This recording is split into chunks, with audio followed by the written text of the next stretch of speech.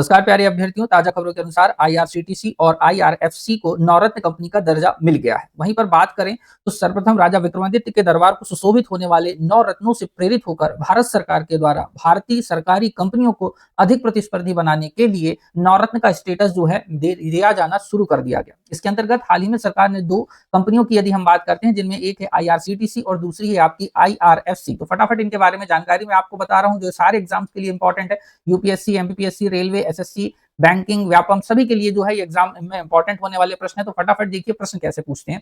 तो सबसे पहले ध्यान से देखिए कि केंद्र सरकार ने रेलवे से जुड़ी दो नामी कंपनियों को नवरत्न का दर्जा दिया है। इनमें से पहली है आईआरसीटीसी और दूसरी है आईआरएफसी। वहीं पर बात करें प्यारे बच्चों आईआरसीटीसी की, तो इसकी स्थापना यदि आपसे पूछेगा तो आप बोलना वर्ष 1999 में इसकी स्थापना हुई थी। उसी के साथ साथ इसका मुख्यालय जो है वो पूछा जाने वाला प्रश्न रहता है, तो आप बोलोगे इसका मुख्यालय नई दिल्ली में।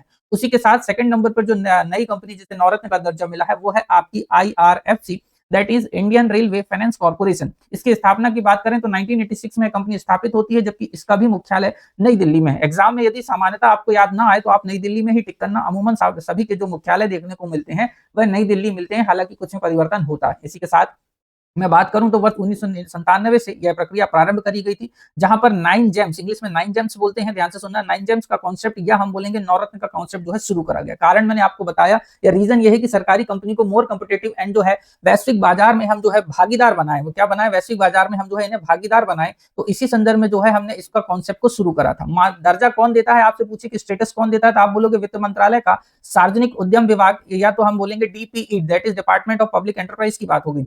मानदंड या क्राइटेरिया क्या है? तो सबसे पहले जिन कंपनियों को नवरत्न का दर्जा दिया जाना है उन्हें सबसे पहले मिनीरत्न फर्स्ट की श्रेणी को जो है कंप्लीट करना होता है। उसी के साथ साथ अनुसूची ए के अंतर्गत जो है रजिस्टर्ड होना पड़ता है। इसी के साथ पिछले 5 वर्षों में से 3 वर्षों में जब देखा जाए तो उन्होंने अच्छा खासा प्रॉफिट कमाया हो, और उसी के साथ 6 कुछ मानदंड निर्धारित करे गए हैं प्यारे बच्चों। उनमें से उन्हें 60 या अधिक समग्र का जो है स्कोर प्राप्त करना होता है। मतलब 6 क्राइटेरिया है, 6 में से 60% उनको जो है प्राप्त करना होता है। यदि कोई कंपनी मान लेते हैं कि नवरत्न का दर्जा प्राप्त कर लेती है तो उसे लाभ क्या मिलेगा? तो ध्यान से देखिए कि अधिकतम 1000 करोड़ रुपए या उनकी जो टोटल एसेट हो रही है, एसेट वैल्यू जो हो रही है कंपनी की, उसका 15% तक जो है निवेश छूट या इन्वेस्टमेंट की जो है उनको रिबेट मिल जाती है। अपने हिसाब से वो कहीं पर इन्वेस्टमेंट कर सकती हैं। इसी के साथ साथ वर्तमान में यदि बात करेंगे तो देखो, अभी जब मैं आज ये न्यूज बना रहा हूं तब तक ये जो है ना 24 थी, ध्यान से सुनना, 24 थी। हाल ही में 2 को मिली, तो इस अकॉर्डिंग यहाँ पर अब हो जाएंगी टोटल 26। ध्यान से सुनना, वर्तमान में नवरत्न कंपनियों की जो संख्या है वो हो गई है 26। वहीं पर बात करें कि सबसे पहली जो है कौन सी थी, तो आप बोलोगे इंजीनियर्स इंडिया लिमिटेड जो आती है।